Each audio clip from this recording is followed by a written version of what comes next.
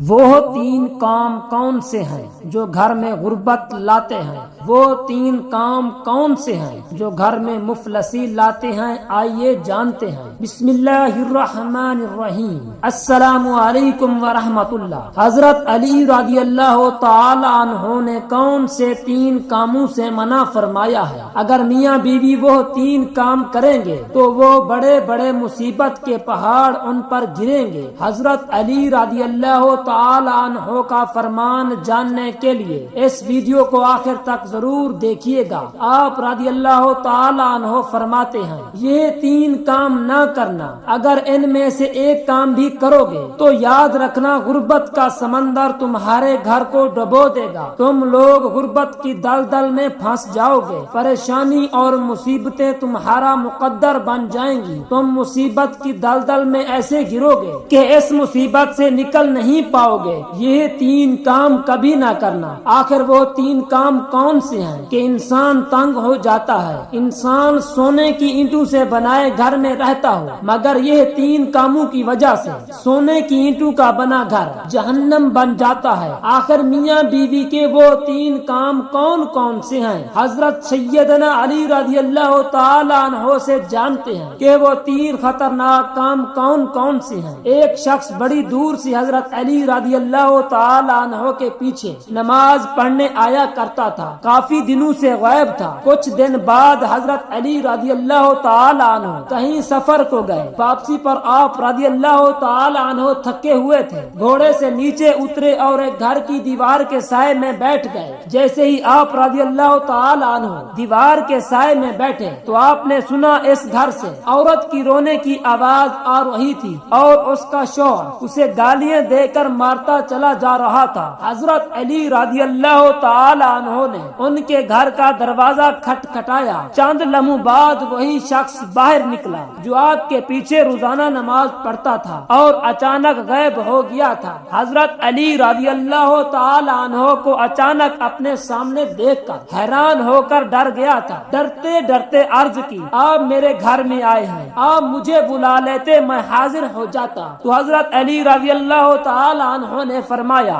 یہ بتاؤ تم اپنی بیوی کو کیوں مار رہے تھے؟ تیری بیوی نے ایسا کون سا جرم کیا ہے اس کو گالیاں دے کر مار رہے تھے، اور کیوں رلا رہا ہے اور کیوں تڑپا رہا ہے؟ اس شخص نے کہا، یا علی یہ بدبخت جب سے میرے گھر میں آئی ہے دوسری عورتیں بچے پیدا کرتی ہیں، اس نے غربت پیدا کی ہے اور 3 بیٹیاں بھی پیدا کی ہیں۔ جب سے آئی ہے میرے گھر غربت کے ڈیرے ہیں، جب سے یہ منحوس آئی ہے میرے رزق کے تمام دروازے بند ہو گئے ہیں، دن بدن غریب سے غریب تر ہوتا جا رہا ہوں۔ حضرت علی رضی اللہ تعالی عنہ نے اس کو ہاتھ کے اشارے سے چپ کرا دیا۔ آپ رضی اللہ تعالی عنہ نے اس کی بیوی سے پوچھا، یہ شخص کب سے تم پر ظلم کر رہا ہے؟ یہ سن کر وہ عورت آپ کے آگے ہاتھ باندھ کر رونے لگی۔ عورت کی آنکھوں میں بے شمار آنسو نکل رہے تھے، کہنے لگی، اے اللہ تعالیٰ کے شیر امیر المؤمنین، جب سے اس گھر میں آئی ہوں مجھے ایسے لگتا ہے جیسے اللہ تعالیٰ نے مجھے جہنم میں پھینک دیا ہو۔ میرا شوہر مجھے پانے دیتا ہے، کہتا ہے تیرے باپ نے مجھے جہیز میں کچھ نہیں دیا، کیونکہ میرا غریب باپ تھا، میرے باپ کے پاس کچھ نہ تھا۔ شادی سے پہلے تو یہ کہتا تھا مجھے کچھ نہیں چاہیے، میں نے کچھ نہیں لینا، اور جب بیاہ کر لے آیا تو چند دن بعد مجھے جہیز کے پانے دینے لگا۔ تیرے باپ نے مجھے کچھ نہیں دیا، کہتا ہے یہ چارپائی میری ہے، یہ بستر میرا ہے، یہ گھر بھی میرا ہے، یہ سب کچھ میرا ہے۔ روز تانے دینے لگا، پھر ہر روز دوسری عورتوں کے سامنے مجھے بے عزت کر کے مارتا ہے اور غیر مردوں کے سامنے مجھے رسوا کرتا ہے۔ اس نے کہا میرے ساتھ کبھی پیار سے بات نہیں کی، آخر میں بھی تو انسان ہوں۔ ہر عورت کی خواہش ہوتی ہے کہ اس کا شوہر اس سے پیار سے بات کرے، محبت سے پیش آئے اور اخلاق بانٹے۔ آپ کے پیچھے پڑھی نماز کا بھی حیا نہ کیا، جیسے ہی گھر آتا ہے جلاد بن جاتا ہے، میری زندگی جہنم بنا دی ہے اور ظلم کرتا ہے مارتا ہے اور یہ بھی کہتا ہے میرے گھر سے نکل جاؤ۔ ماں باپ فوت ہو چکے ہیں، اس دنیا میں اللہ تعالیٰ کے سوا میرا کوئی نہیں ہے، ان کے ظلم کی وجہ سے میں صحیح طرح سے بیٹھ نہیں سکتی، سو نہیں سکتی، یا علی رضی اللہ تعالیٰ عنہ